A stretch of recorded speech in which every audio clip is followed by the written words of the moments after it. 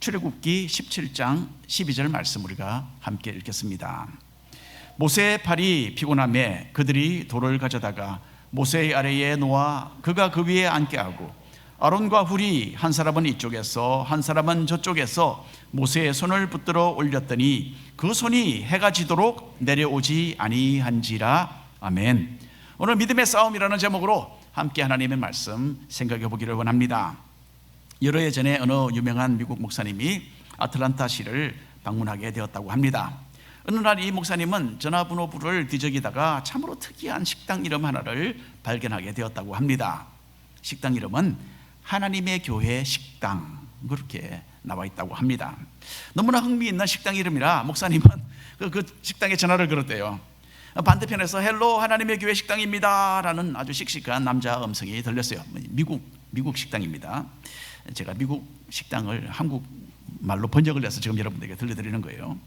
그래서 헬로 하나님의 교회 식당입니다, 아주 남자 음성이 들렸어요. 목사님은 그냥 궁금해서 전화를 했습니다 라고 말을 하고, 도대체 어떻게 이런 특별한 식당 이름을 짓게 되었느냐라고 물었어요. 그랬더니 식당 주인은 이렇게 설명을 했다고 합니다. 몇 년 전에 우리는 몇몇 사람들과 함께 이곳에 교회를 개척했습니다. 그런데 교회가 재정적으로 좀 어려워서 함께 궁리를 한 끝에 주일 예배 후에 간단한 음식을 좀 만들어 팔면 어떨까? 그렇게 생각을 했다는 거예요. 그래서 우리는 저녁 시간에 닭고기를 구워서 팔았는데 이 동네 사람들에게 폭발적인 인기를 끌었다라고 합니다. 자, 식당이 너무나 잘 돼서 식당 운영 시간을 조금씩 늘렸답니다. 그리고는 식당 일이 바빠서 교회 예배 시간을 조금씩 줄여야만 했다고 해요. 얼마 후에는 교회 예배는 아예 중단하고 그냥 식당만 운영하게 되었다는 거예요. 하지만 지금도 사람들에게 알려진 그대로 식당 이름은 여전히 하나님의 교회 식당으로 사용하고 있습니다. 그렇게 대답을 했다고 합니다. 저는 어제 이 이야기를 읽고 나서 혹시 아직도 아틀란타 근방에는 이 식당이 있는가 궁금했어요. 그래서 막 찾아봤습니다. 열심히 찾았는데 지금은 없어진 식당인 것 같습니다. 그래서 하나님의 교회 식당, Church of God Grills, 본래의 목적을 상실한 사람들의 참으로 안타까운 이야기가 아니겠습니까? 우리는 새로운 해를 시작하면 항상 많은 기대감 속에서 어떤 목표를 세우고 새롭게 출발을 합니다. 하지만 지금처럼 한 1년의 중간을 지나가는 그런 순간에 뒤돌아보면 대부분의 경우에는 이런 새해 초의 그 목표에 미달되는 그런 생활을 했다라는 그런 결론을 내리게 되는 것 같습니다. 목표를 세울 때는 나는 기필코 성공하리라 라는 열띤 마음을 품고 시작을 하지만은 웬일인지 우리는 이런 결심을 계속 밀고 나가는 데는 많은 어려움을 느끼게 됩니다. 한국 격언에 가다가 중지하면 안일감만 못하니라, 아주 훌륭한 격언입니다. 어떤 일을 하다가 도중에 그만두면, 도중하차하면 처음부터 하지 않는 편이 낫다라는 뜻이 아니겠습니까? 그런데 요즘에는요 현대판 격언이 있어요. 가다가 중지하면 간 만큼 유익이다 라는, 어떻게 보면 좀 일리가 있는 말이기도 하죠. 그렇죠? 세워놓은 목표에 대해서 완전한 성공을 거두지는 못한다 하더라도 그 계획을 추진하는 가운데 얻게 되는 유익도 있기는 하는 것 같습니다. 자, 영적인 목표를 설정하고 살아가는 것은 참으로 중요합니다. 여러분, 이 과정이 없이는 절대로 좋은 결과를 기대할 수 없어요. 그래서 저는 때때로 목표를 세우고 그에 따라 삶을 재정돈하는 작업을 합니다. 최근에는 목회자로서 제가 성경 말씀에 더 충실하고 기도에 더 열중하고 우리 성도님들의 신앙 성장을 위해 노력하겠다라는 새로운 각오를 하는 기회가 있었습니다. 자, 광야 여행길에 있던 이스라엘 백성들도 추구하는 목표가 있었어요. 그들의 목표는 옛날에 그들의 조상 아브라함이 하나님으로부터 받았던 가나안 땅을 얻어서 그곳에 정착하는 것이었어요. 하지만 이 사람들도 우리처럼 목표 달성에 많은 차질을 겪었기 때문에 결국 40년이라는 기나긴 세월을 보낸 다음에야 가나안 땅을 차지할 수 있었습니다. 자, 신앙인의 삶에 있어서 끊임없이 이어지는 영적인 싸움을 잘 싸우고 승리하리라는 그 굳은 목표를 세우고서 주님이 우리에게 제시해 주신 그 목표를 향해서 전진하는 우리 모두가 되기를 간절히 바랍니다. 자, 1번 함께 읽어볼까요? 믿음의 결단. 1번 넘겨주시면 나왔습니다. 믿음의 결단입니다. 자, 이스라엘 백성들은 노예 생활에서 해방되어서 애굽 땅에서 출발해서 가나안 땅으로 향하고 있었습니다. 자, 그런데 이스라엘 백성들의 경우에는요, 가나안 땅 정복에 걸림돌을 놓으려는 원수들이 곳곳에 도사리고 있었습니다. 뒤를 추격하던 애굽 군대로부터 하나님의 크나크신 역사로 구출되었던 이스라엘 백성들은 이제 아말렉이라는 또 다른 강력한 적군의 위협을 받게 됩니다. 출애굽기 17장 8절 말씀 우리가 함께 읽겠습니다. 그때 아말렉이 와서 이스라엘과 르비딤에서 싸우니라. 아말렉 민족은 본래 야곱의 형 에스의 후손들입니다. 그러니까 이스라엘 백성들과는 먼 사촌쯤 되는 그런 민족이죠. 아말렉은 이곳저곳을 옮겨다니면서 소수민족들을 공격하고 탈취하는 노략군들이었습니다. 자, 이스라엘 민족이 광야 르비딤이라는 지역에 잠시 머물렀을 때에 아말렉 민족은 이때를 기회로 삼아서 공격을 시도해 왔습니다.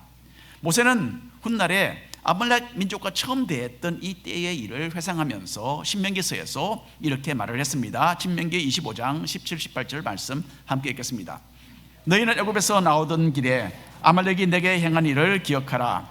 곧 그들이 너를 길에서 만나 내가 피곤할 때에 내 뒤에 떨어진 약한 자들을 잡고 하나님을 두려워하지 아니하였느니라. 한 2,300만 명쯤 되는 이스라엘 민족이 광야를 행진하고 있습니다. 그런데 이 사람들이 한꺼번에 그걸 움직이지 못하는 거죠. 이렇게 많은 사람들이 움직이면 하나의 긴 줄이 됩니다. 그러니까 그 중에는 뒤쪽에 처져 있는 사람들이 많았겠죠, 그렇죠? 아말렉 노략군들은 이런 나약한 사람들을 대상으로 공격하고 죽이고 소유를 탈취해 갔던 것입니다. 아말렉 사람들이 했던 것처럼 원수 마귀는 우리 믿는 사람들의 나약한 부분을 파헤치고 공격해 옵니다. 마귀는 지난 수많은 세월 동안 사람들을 관찰해 왔던 아주 괴활한 존재입니다. 사탄은 우리의 약점을 참 잘 파악하고 있어요. 그래서 어떻게 하면 우리를 넘어뜨릴 수 있는지를 너무나 잘 알고 있습니다. 우리가 아무리 정신을 바짝 차리고 있는다 하더라도 우리 자신의 능력과 또 지혜로는 도무지 마귀를 당해낼 수가 없는 것입니다. 우리를 사랑하시는 하나님의 지혜와 그 능력으로 우리는 승리할 수 있습니다. 자, 모세는 신명기 9절에서 무엇보다도 아말렉 사람들이 하나님을 두려워하지 않았기 때문에 이스라엘 백성을 공격했다라는 점을 강조하고 있습니다. 아말렉 민족은 애굽 나라에서 내리신 하나님의 그 많은 재앙에 대하여 분명히 들었을 것입니다. 또 홍해를 가르신 하나님의 역사에 대해서도 분명히 알고 있었을 거예요.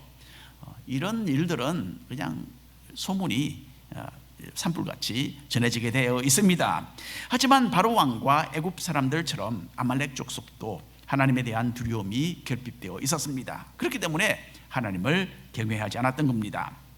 하나님을 두려운 줄 모르는 이 어리석음 때문에 아말렉은 이스라엘과 전쟁을 일으켰고 결국은 하나님의 크나큰 징계를 받아야만 했던 것입니다.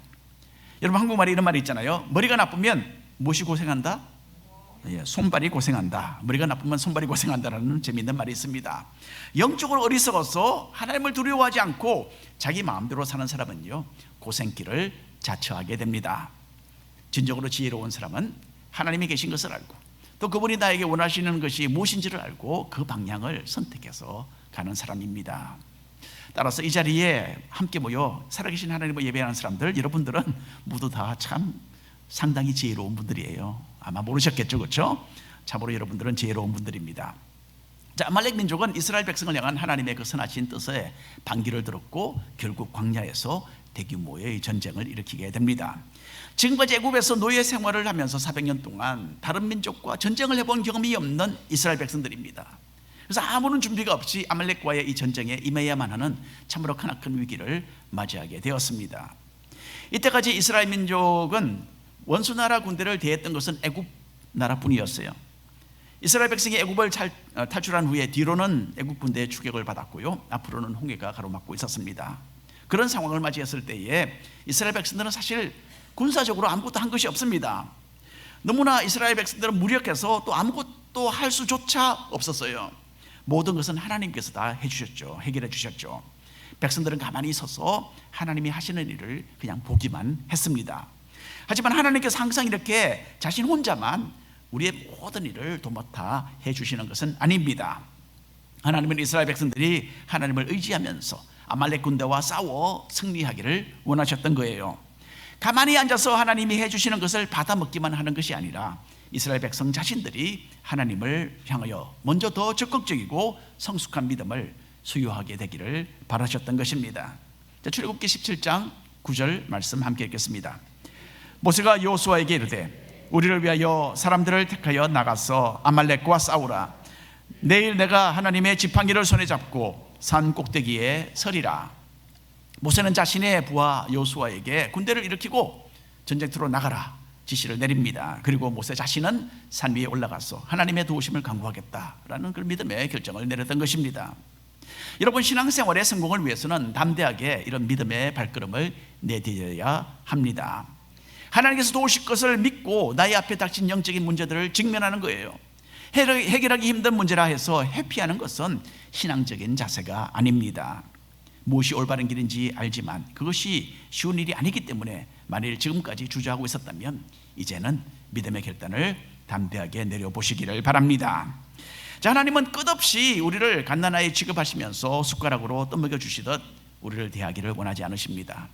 하나님을 알 만큼 알았다면 이제는 용기를 가지고 믿음으로 전진해서 걸어가기 시작해야 하는 것입니다. 그렇게 볼 때에 모세는 하나님이 도우실 것을 굳게 믿고 그것을 행동에 옮겼던 사람입니다.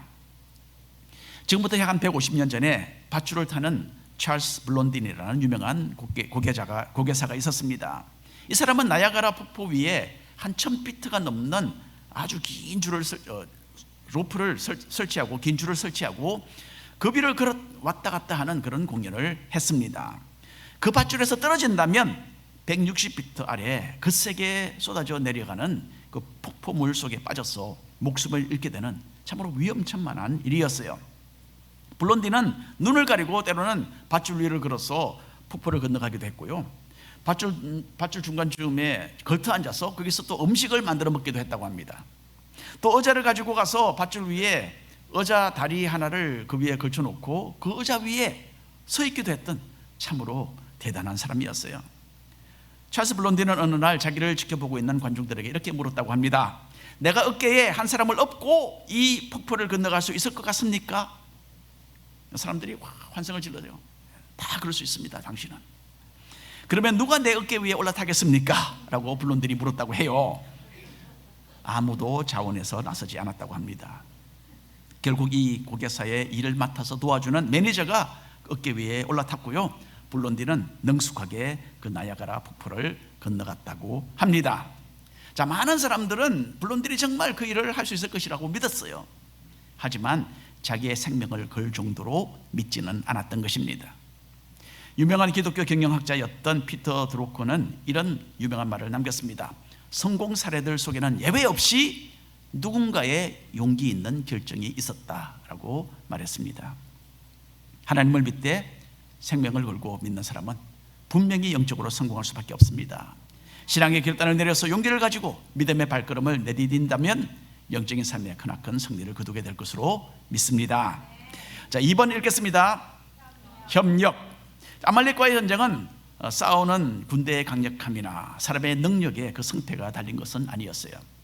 물론 여호수아를 비롯해서 이스라엘 군대가 아말렉 민족과 맞서 싸우기는 했습니다. 하지만 결정적인 것은 군사력이나 전략이 아니라 하나님의 능력을 간절히 의지하는 믿음과 기도였던 것입니다. 출애굽기 17장 11절 말씀입니다. 모세가 손을 들면 이스라엘이 이기고 손을 내리면 아말렉이 이겼다라고 합니다. 자, 산 위에서 기도하던 모세의 팔이 올라가 있으면 전세가 이스라엘 쪽으로 기울었고 그 팔이 내려가면 아말렉이 이기는 거예요. 것이었습니다.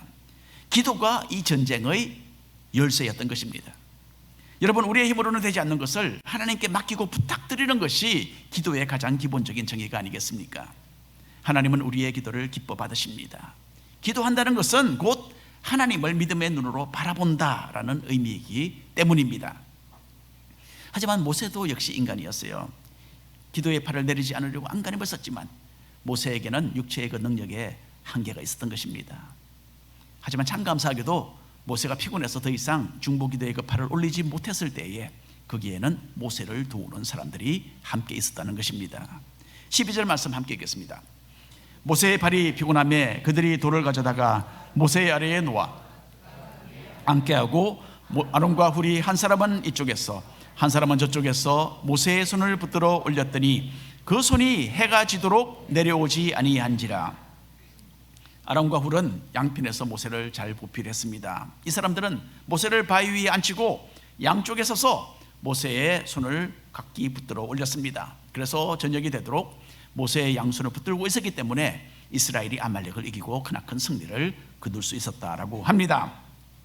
자, 이스라엘 군대를 승리로 이끄는 것은 모세 혼자로는 도무지 이룰 수 없는 일이었어요. 아론과 훌 두 사람이 모세의 기도를 도왔고 또 젊은 여호수아가 전방에서 전쟁을 이끌었죠. 아말렉과의 전쟁에서 얻은 승리는 이런 협력의 관계를 통해서 일하신 하나님의 능력이 이루어낸 결과였던 것입니다. 홀로 기도하는 것 참 중요합니다. 그러나 함께 협력하여 하는 기도도 참으로 필요합니다. 성경은 여러 사람이 합심해서 기도하는 것에 대하여 많이 강조합니다. 예수님도 말씀하셨죠. 마태복음 18장에 있는 말씀 우리가 함께 읽겠습니다.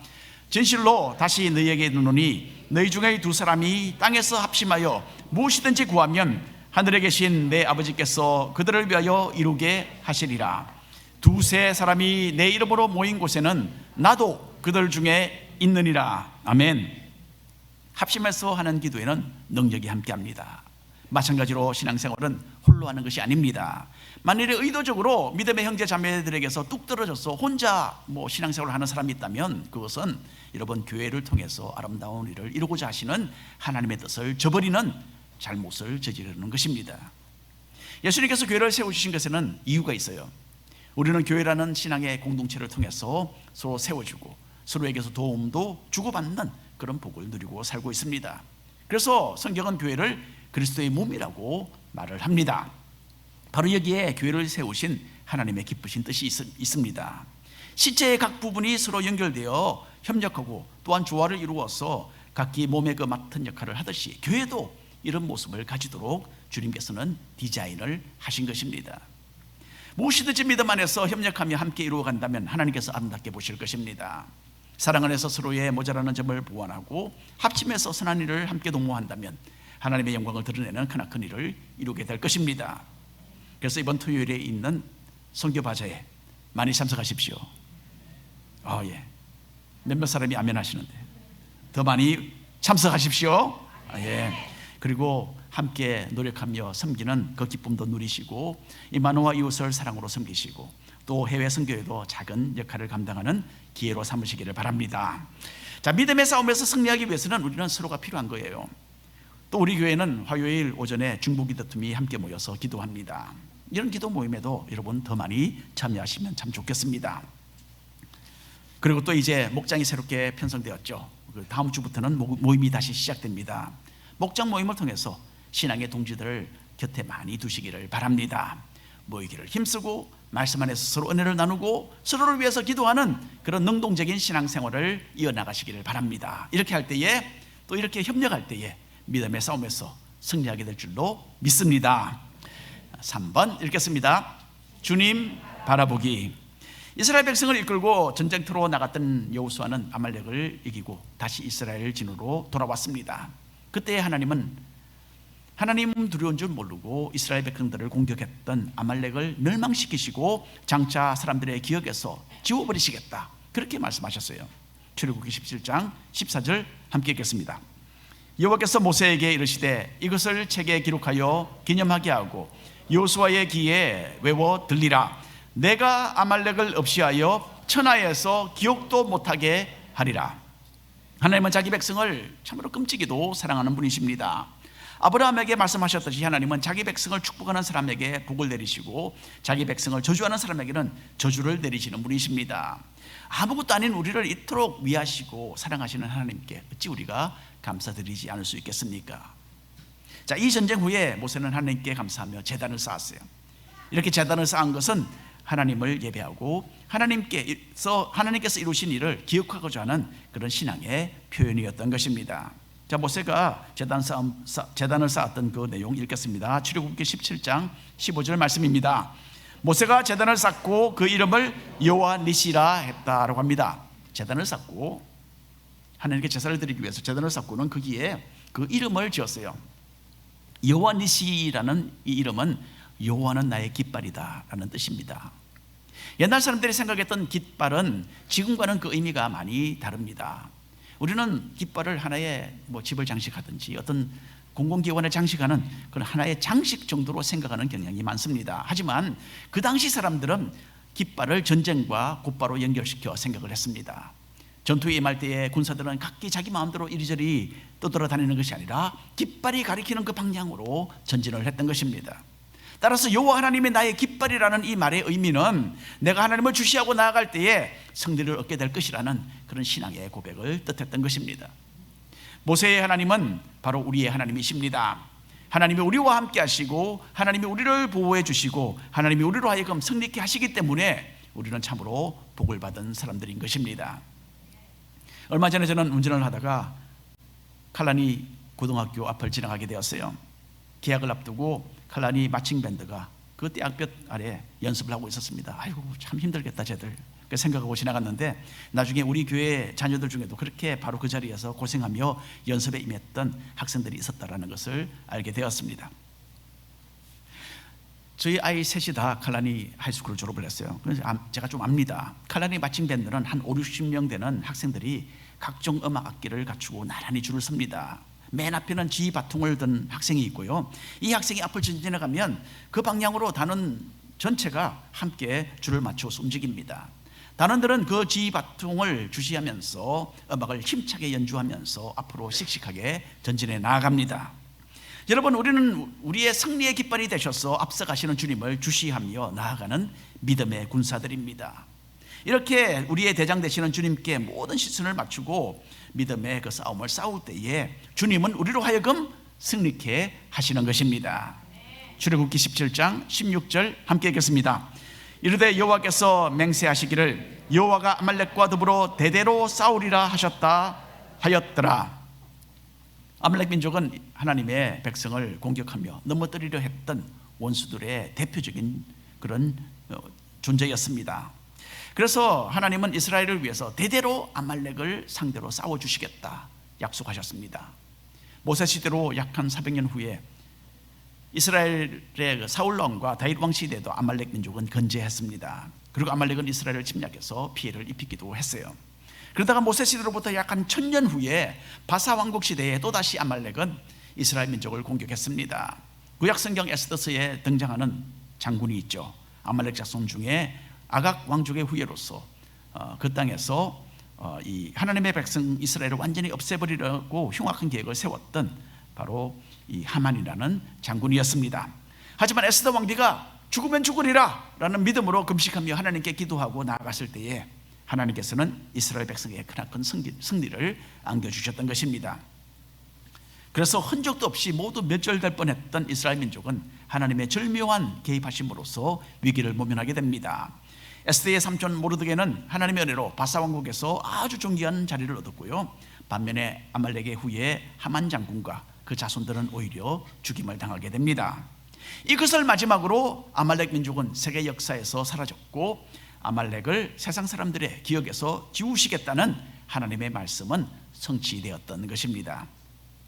에스더와 모르드게는 승리의 깃발 되시는 하나님께 모든 시선을 맞추었기 때문에 그 악몽과 같은 위기를 모면하고 도리어 크나큰 승리의 기쁨을 누렸습니다. 지금도 하나님의 백성인 우리를 노리는 마귀라는 아말렉이 있습니다. 마귀는 하나님을 거역하고 또 하나님을 섬기는 우리를 넘어뜨리는 목적 아래 지금도 끊임없이 자신의 계획을 실행해 옮기고 있습니다. 베드로전서 5장에 있는 말씀 마지막으로 읽겠습니다. 근신하라, 깨어라, 너희 대적 마귀가 우는 사자같이 두루다니며 삼킬 자를 찾나니 너희는 믿음을 굳건하게 하여 그를 대적하라. 마치 이스라엘 백성들이 아말렉과 싸웠던 것처럼 우리 신앙인들은 마귀를 대항해서 믿음의 싸움을 싸워 나가야 합니다. 이 영적인 전쟁에서는 중립이란 있을 수 없습니다. 휴전도 없습니다. 믿음의 담대한 발걸음을 내어딛고 신앙의 결단을 내리고 기도의 손을 높이 들 때에 우리는 승리할 수 있습니다. 우리에게 승리의 깃발 되시는 주님을 주시하며 전진하게 될 때에 믿음의 싸움에서 이기는 우리 모두가 될 것을 확신합니다. 결론의 말씀을 나누고자 합니다. 누군가가 이런 말을 했어요. 목표 설정은 눈에 보이지 않는 것을 이루도록 하는 첫걸음이래요. 신앙생활에 있어서 지금까지 이루지 못했던 승리를 얻기 위해서는 거룩한 계획을 꼭 세워야 합니다. 각자의 삶 속에 필요한 믿음의 결단들을 내리고 함께 기도로 동역하고 주님께 시선을 맞추며 나아간다면 흡족한 영적인 결과를 얻게 될 것입니다. 이스라엘 백성들이 가나안 땅을 향해서 가는 그 도중에 아말렉과 싸워야만 했던 것은 우리 자신들을 돌아보게 하는 중요한 교훈이 됩니다. 광야와 같은 우리의 인생길에도 원수 마귀는 우리를 넘어뜨리려고 호시탐탐 노리고 있다는 것 한시도 잊어서는 안 될 것입니다. 마치 밀려오는 파도와 같이 우리 앞에 끊임없이 전개되는 이 믿음의 싸움에서 승리하기 위하여 분명한 목표를 설정하고 함께 모이기를 힘쓰고 승리의 깃발 되시는 주님을 끝까지 바라보시는 우리 모든 성도님들 되시기를 축원합니다. 아멘. 기도합니다.